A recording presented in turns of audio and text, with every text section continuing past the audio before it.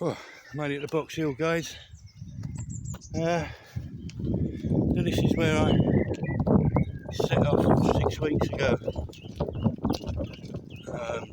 just after recovering from the Omicron. I know. So let's just have a look at this beautiful view. Hopefully you can see it. Yeah, Surrey Downs. That's yeah. Let's just get off the bike. One moment. I'm gonna find a spot to put the bike anyway. So let's see if I can just put it here.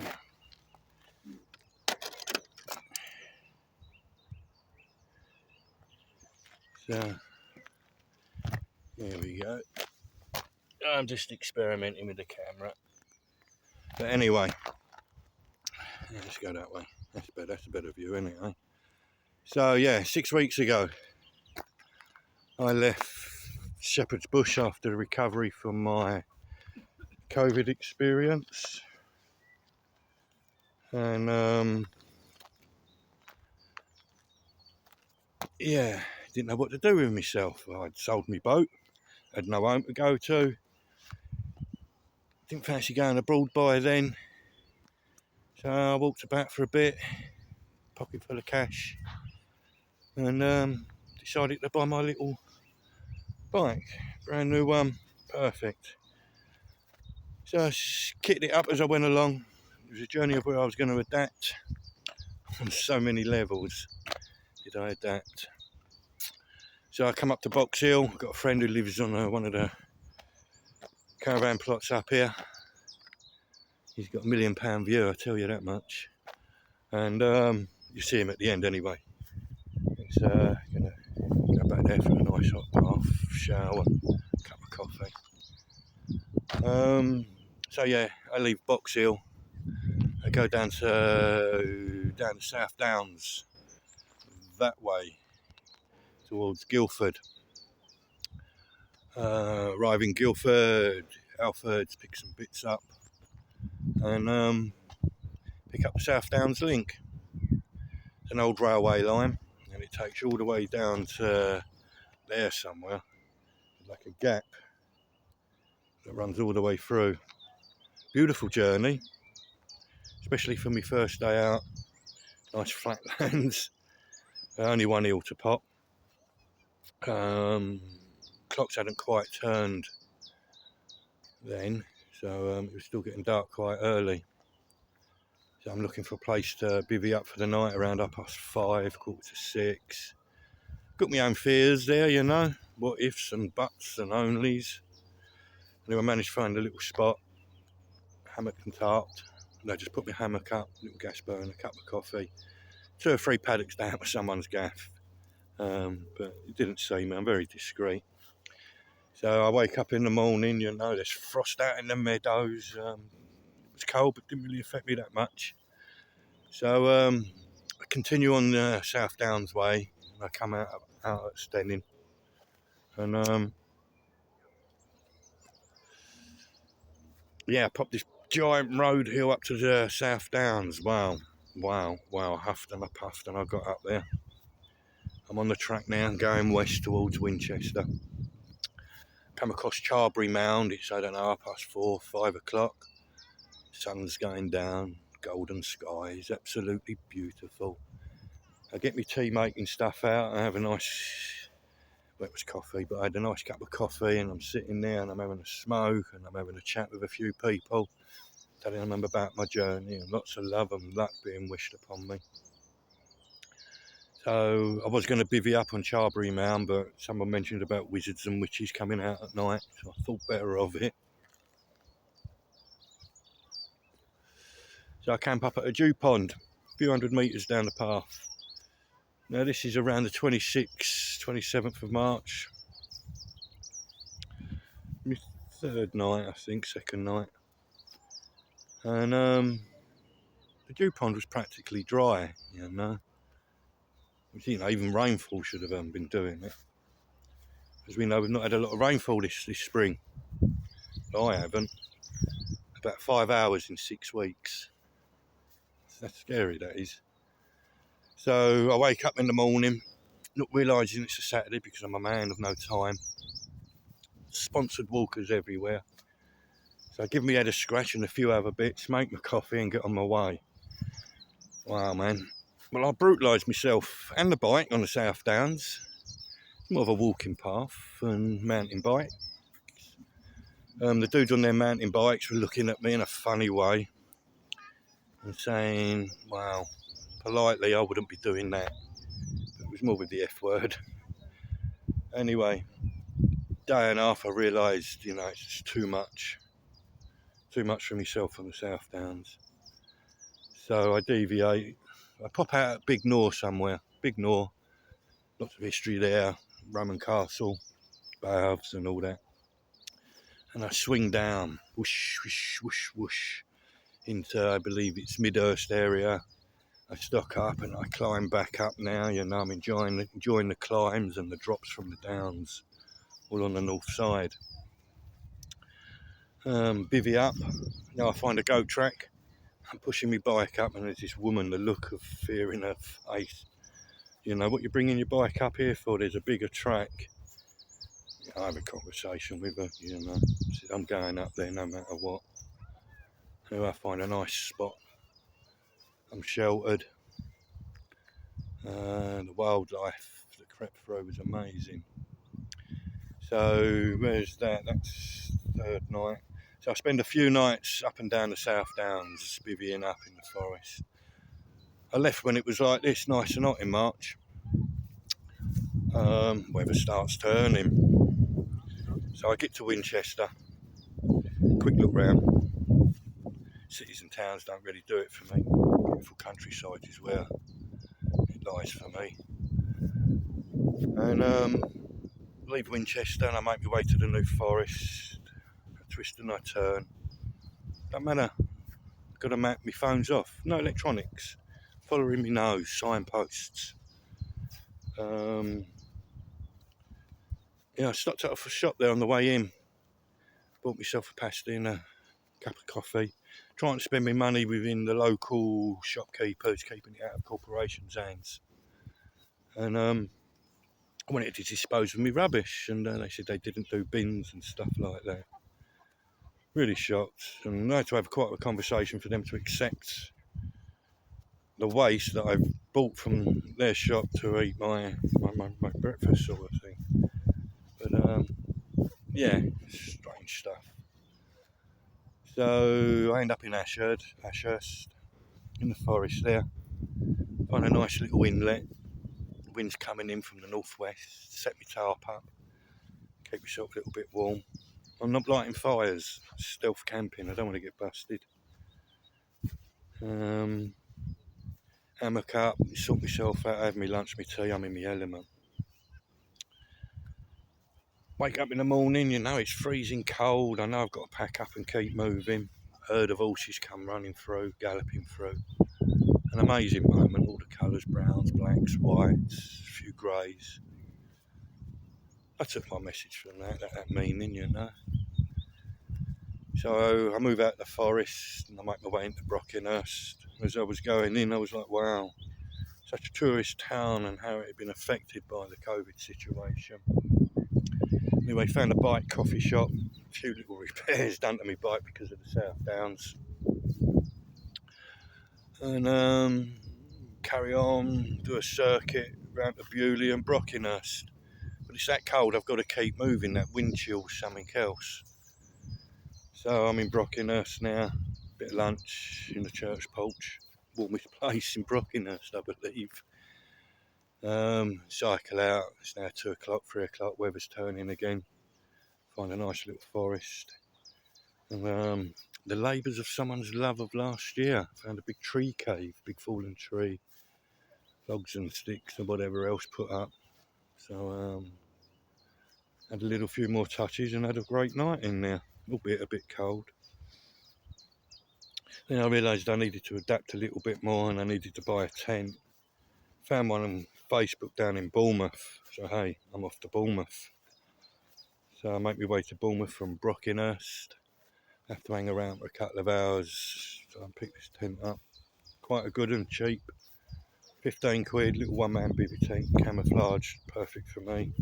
100 quid's worth of tent, brand new, for 15 quid. And then I go out towards Poole. There's a go outdoors out there. I need to just keep adapting, buying a few more bits to make my journey comfortable. And it's getting late, it's now 6:30, the sun's setting. I'm freaking out a little bit, you know. I need to find a space to rest my weary head. And I've ended up on this nature reserve. And there's the beach down at the bottom of the Poole Harbours. And I thought I could camp down there, you know. Bumped my bike down. No, there's nothing there, but I've seen a little ledge that I know I can get to from the top. So I bumped my bike all the way back up, and it's an heavily loaded bike. And how I got down this ledge with my bike, I don't know. I suppose I'm a bit like a mountain goat at times. Start setting up. The sleeping bag goes bouncing down. The tide's coming in, and I'm like, no. But luckily, gods were with me that evening. I had a dry sleeping bag. So there I am, set up between two trees, hanging off a cliff. The sun, wow, the colours coming out of the sunset was amazing. The stillness of the harbour, beautiful. Sails clanking, ducks quacking, and I sat there, wow, and the wind was blowing over the top of me through these pine trees. Weren't touching me. Powerful moment, that. Powerful moment. My body burnt out, but there I am in my element and awe and beauty of what our planet gives us. So I'm up early, 6:30, cup of coffee on the go, and I'm sitting in my hammock, and a few young adults come bouncing down the steps from their evening of ecstasy, love and all that stuff, and it's still bobbing about. Ain't clocked me, so I secretly start packing up, and I get up the top. They haven't seen me, haven't freaked them out. At the last moment I drop my water bottle, sposh down. Freaked the shit out of them. They disappeared off down the beach somewhere. So yeah, off I go to through Poole, having a little sightseeing tour. I know I need a front pannier rack to shift some of the weight, so I make my way back to Bournemouth because there's nowhere in Poole. 4 miles back track, and buy this rack. Decathlon weren't taking cash. Can you believe that? Didn't want to take my cash, so I wanted to use a Schumann and not a machine. Fortunately, some woman, you know, I give her the cash and she paid for it on her card. So cashless, man, it's coming quicker than we think. Cashless society. So I'm outside now fixing up the pannier to my bike.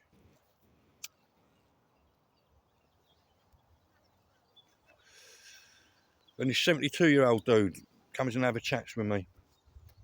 And this is what this journey's been about, connecting with people, telling them part of my journey, my experience in life. So can't be shy, can't be introverted, I've got to be out there. A lot of people tell me I've got to document my journeys, and there's a message there. So I'm chatting to this 72-year-old dude and wants to take me to Swanage. So I says to him, how far and how early? Because I wanted a rest day. I think I've been going a week now, best part of a week. Body's tired, it's burnt out a bit. And the hernia was hurting me, and I've been popping these heels, overdone it in the first week. Hey, you know, he says, no, it's not that far and it's not that hilly. So off I go, following this 72-year-old dude on an unloaded bike. And he's whizzing off, I'm trying to keep up to him. And at points I'm having to push my bike up the hill. But lovely drops down into Swanage anyway. Lovely, beautiful place. So you get there, buys me a coffee and a croissant, chatting away, got a lot in common. And as he gets up to leave, he pulls something out of his wallet. And he's dropped it on the table and then, have a look at these, boy. And I looked at the business card. And all I can say is, I got hijacked by Jehovah. And I say that with love. Yeah, no, but yeah, it was just, she dropped me a Jehovah's Witness business card to have a look at. So it made me smile. So I left there, trying to find a spot to camp up, saw a beach and thought, what was the TP? Walked all the way over there, a good mile. And it turns out to be a memorial mound for a young lass called Sophie.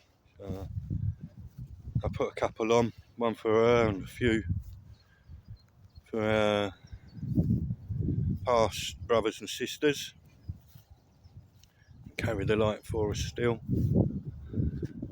And no space there, so I walk up this big green hill, start the Jurassic Park. Sitting on a bench, a young couple comes past, well, late 20s, early 30s, asking if I'm okay. Yeah, man, living the dream. Have a really powerful conversation with them, you know, they were pretty much on my level. And the rain started coming down, so, you know, it's time to go. We're out in the elements. So I chip off, looking for somewhere to live, or live for the night anyway. And pick up on a Jurassic path, and I find this old castle's grounds and turrets and all sorts. Amazing. Bivvied up there for the night. Quite a cold night, I must say. Yeah, man. Sort myself out. Quite a strange one. Didn't sleep that well. I don't know, energy of the place, you know, hundreds of years old anyway. So wake up, pack up, it's cold. I have to come down the hill, so I've got wind chill now. Time I got back into Swanage, my fingers had gone blue with cold. Cycled around a bit, managed to find a cafe and warm myself up and have a brekkie. So leave there, sit in the sun, enjoy the day around Swanage, slowly make my way back towards the New Forest, because I love it there. I haven't really explored it that much, and being it was cold and I moved through.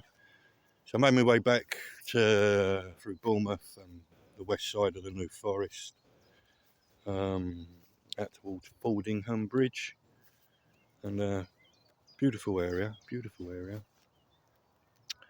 And then, 2 days off. The only 2 days out of one full day, really. And camped up there for a couple of days anyway, a couple of nights. Enjoyed the space. And read and just chilled and just, owned my space. Left there, Fordingham, and started making my way out towards Salisbury. Wow. Found this quarry. Old quarry, it turned into a dirt bike track. Looking for somewhere to kick there, just on the outskirts of Salisbury. The trash there, man, the litter there was something else. I wish I'd been documenting it all, really, but my phone's smashed screen and all that stuff, so it wasn't possible. So anyway, I've bivvied up there, didn't enjoy the place. So make my way into Salisbury,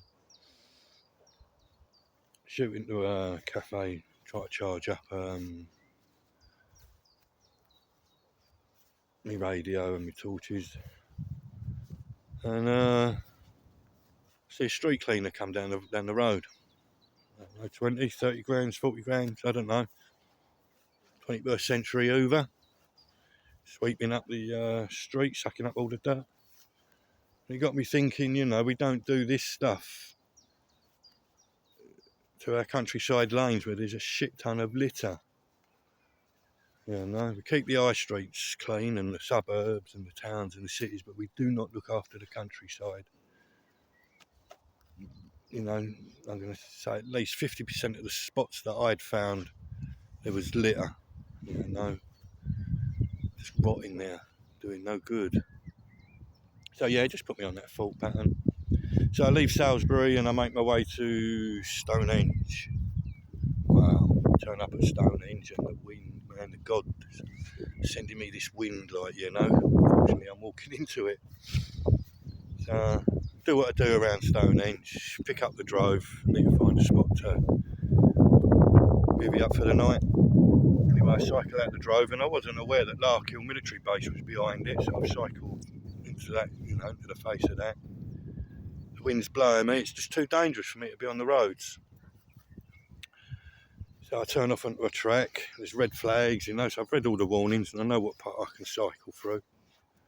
But I'm cycling and I'm cycling and I'm cycling, and all I could hear was boom, boom, with training, you know. I think it was tanks sending out rockets, whatever.